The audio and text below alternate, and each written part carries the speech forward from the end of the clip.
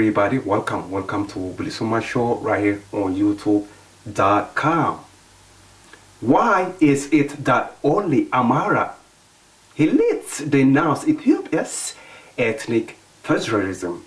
That's the title of the article. I'm sure you want to read it, share it with your friends.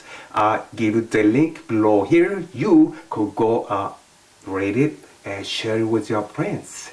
Let me read some of it for you here at youtube.com.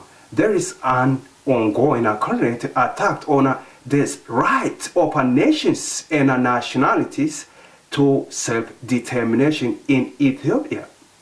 This campaign is led exclusively by Amhara elites with the aim of creating delusions among the general public. Thank you for watching bilisummaashow right here on youtube.com. Bye-bye.